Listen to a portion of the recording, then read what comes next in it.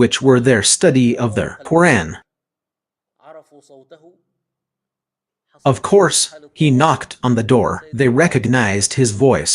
What happened? An emergency. Our master Karbab hid somewhere, so he hid in some part of the house. Fatima put the newspaper under her, and then she asked, "What is this murmuring I heard earlier?" They said they hadn't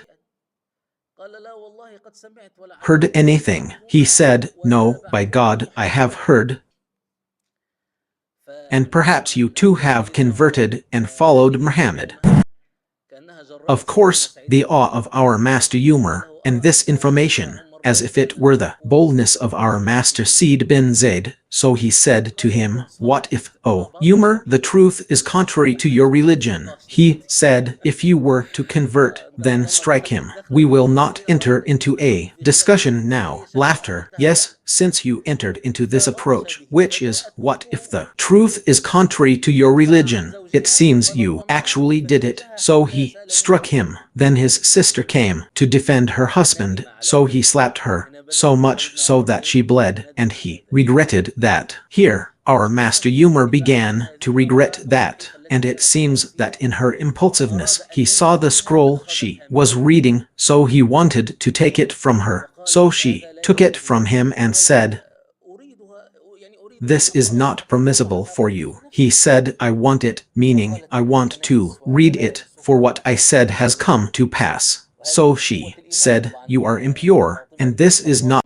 and this is the strength of faith." Of course, Fatima bint Al-Khattab with our master Umar, meaning it is a moment like that, in which God blessed and exalted is He, opens many moments of steadfastness for His believing servants. When we ask some of our brothers, meaning what they did, they tell you, "By God, I did not, I didn't know why I was saying that." What does it mean that God opened laughs in this situation with this response? So, in the newspaper, there was Surah Tarhar, and our master Omar recited Surah Tarhar. Of course, when you read these verses and try to recall the mind and heart of our master Omar during the pre-Islamic era, it's not far-fetched to be affected by these verses. I mean, it's not far-fetched at all, because what are these verses? The verses in Surah Tarhar are the words of God Almighty. Tarhar: "We have not sent down the Quran to you to cause you distress, but only to remind those who fear Allah. A revelation from He who created the earth and the highest heavens, the most merciful, who is established on the throne. To Him belongs whatever is in the heavens and whatever is on the earth and whatever is between them and whatever is under